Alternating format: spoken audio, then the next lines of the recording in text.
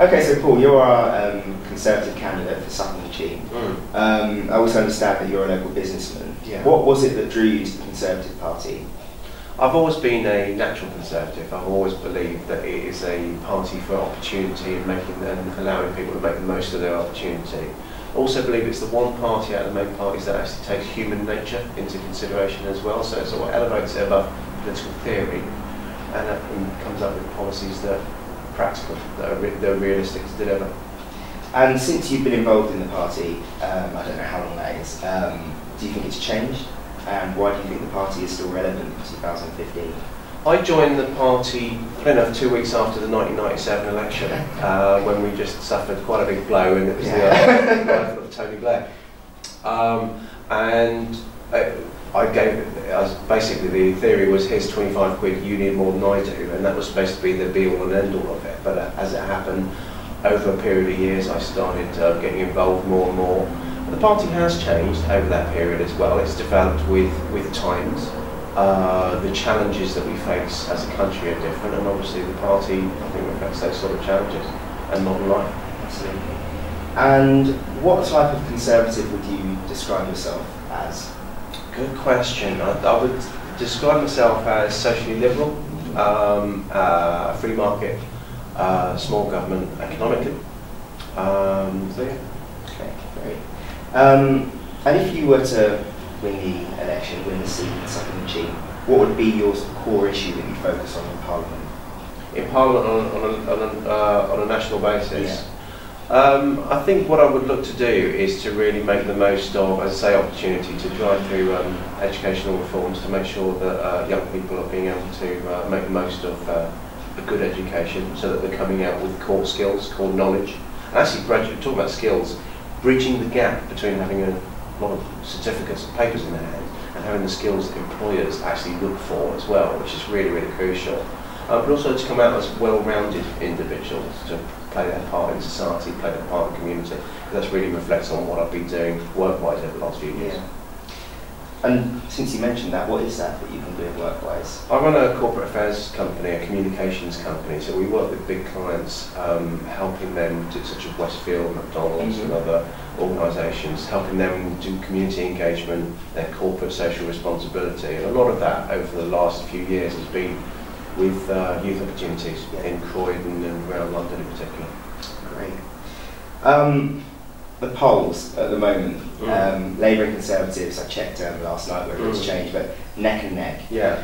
Why do you think that the Conservative Party has struggled to pull ahead? I mean, the party leadership seems to be very confident in the message and very confident in the record of the past 5 years, but that's not showing in the polls necessarily. Well, I think the fact that people are starting to find, feel the benefit of the recovering economy, that always takes a while to come through, and especially when you bear in mind where we started in 2010, we were in a pretty parlous state as a country, similar to Greece and Italy and these organisations, these countries, and we've actually managed to turn around quite sharply, but we're still in a recovery that's got a long way to go, and so that takes time to filter through to people's pockets, people's level of optimism and these kind of things, and I think it will happen. I'm confident it will happen over the next few weeks, but we've made some difficult choices, and I think people, when they actually have the stark reality of the choice of David Cameron or Ed Miliband, possibly popped up by Nicola Sturgeon and Alex Salmond and Nick Clegg, then I think it will start to crystallise in people's minds. I mean, the campaign has got somewhat personal at times, more personal than, say, other parties' campaigns. And you've seen, I don't know if you've seen on BuzzFeed, but you see this sort of reaction now from particularly young people with this hashtag mini fandom, for example. And whether it means that young people are engaged in politics or not, or whether it's just about the personalities. But still, I think that a lot of people are turning around and saying that that sort of point scoring, getting very personal, sometimes a little bit nasty, I know it's part of politics, isn't what people want to hear anymore.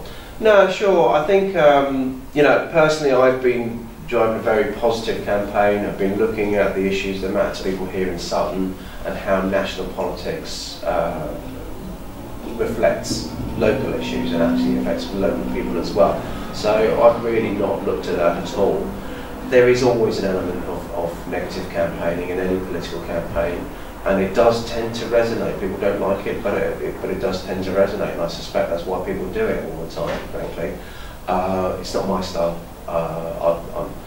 I'm forever optimistic, and actually I've been talking about optimism. I think many fans might be taking optimism somewhat. It's just me.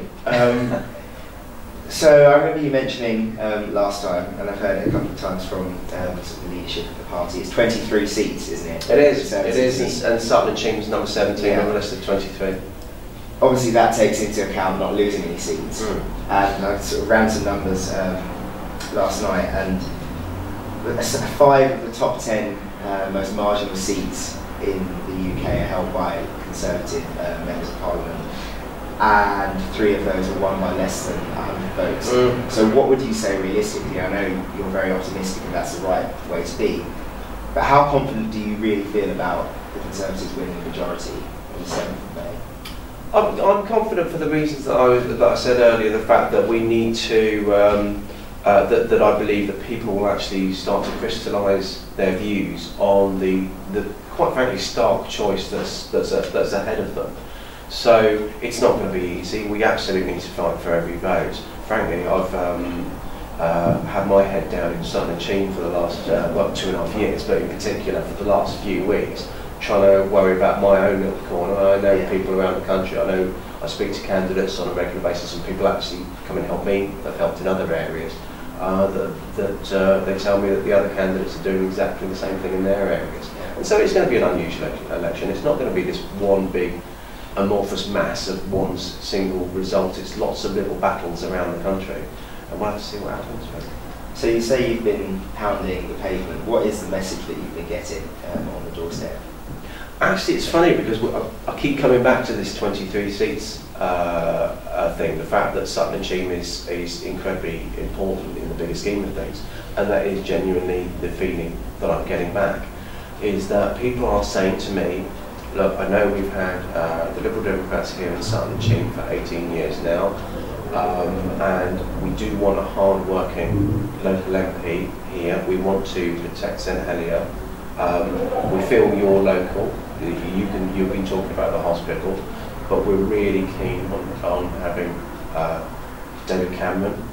That's for some people. Other people are actually very, very much put off by having the possibility of the Scottish National Party voting. So they're looking at a big picture, a national picture, and they're looking at different reasons for their vote on May the 7th on a national basis, but it is starting to elevate to that sort of national choice.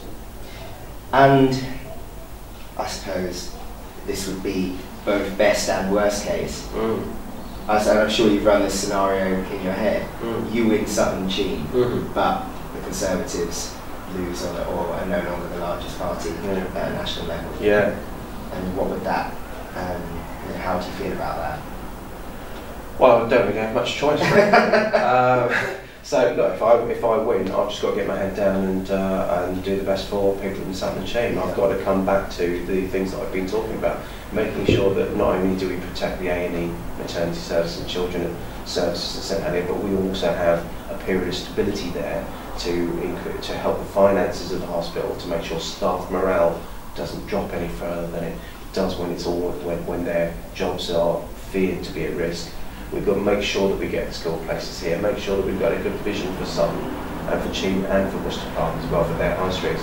There's plenty to be done, but obviously that was so much easier if we had a strong economy, if we got the investment coming in through a Conservative majority government. Sure. Let's just move on to talk about the Parliamentary Party a little bit. Diversity. I think it's about 16% of MPs at the moment are women. I mean, that's not quite as bad as the Liberal Democrats, but that's nowhere near as good as the Labour Party. And I know there's been a lot of criticism of David Cameron over this Parliament in particular for having a strongly male front bench. I mean, I know that's changed in recent times. so you've got women on the one hand, and then, you know, race members of Parliament from black and ethnic minority communities as well. What do you think can be done to try and engage more women in politics, but also try and win over more black and ethnic minority, not just voters, but candidates to the Conservative Party?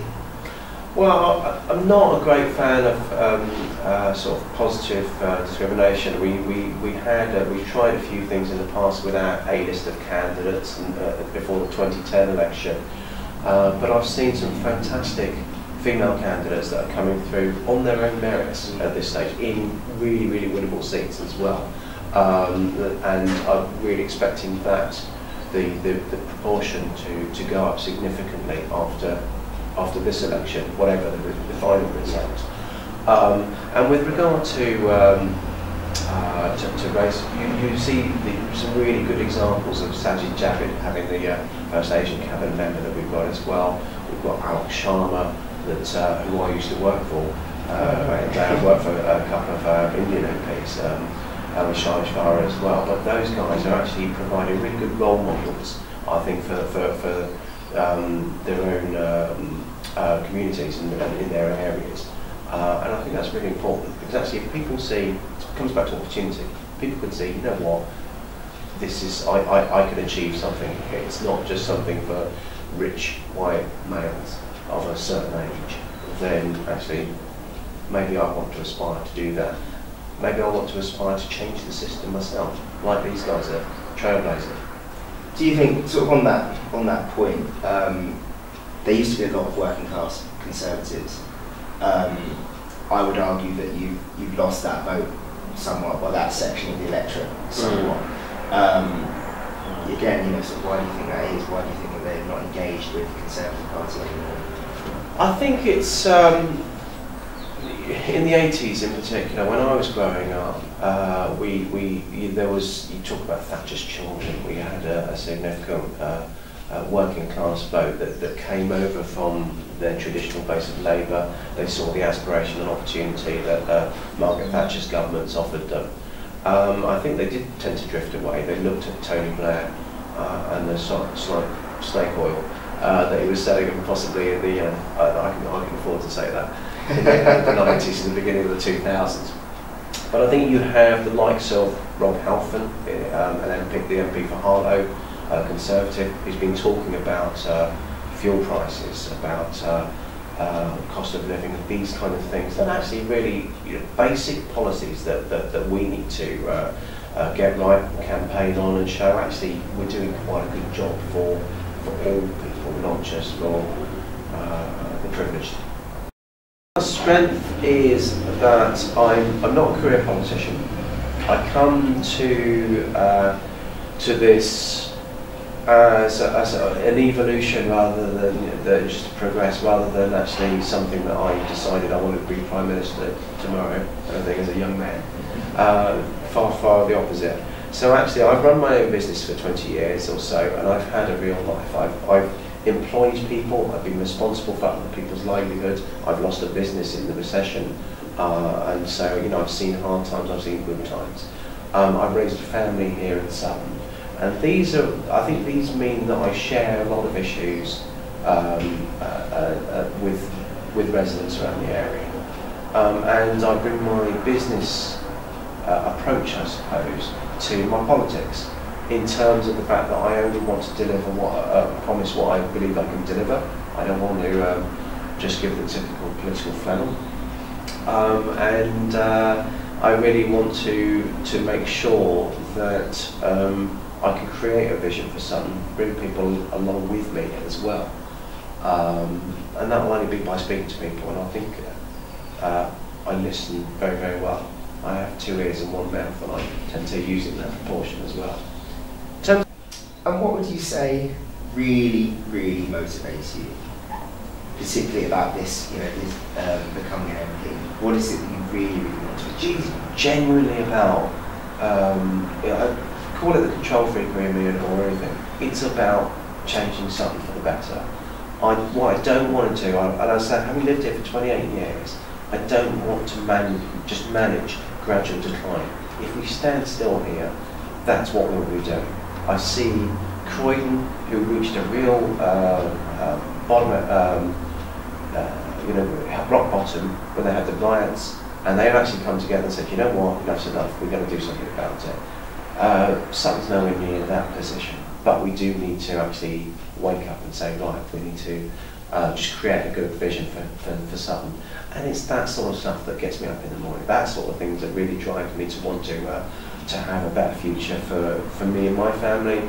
And well, the fact that, as I say, I share a lot of interests and concerns with people as I've been going around, therefore by extension the families of other people around in Sutton and Cheam as well.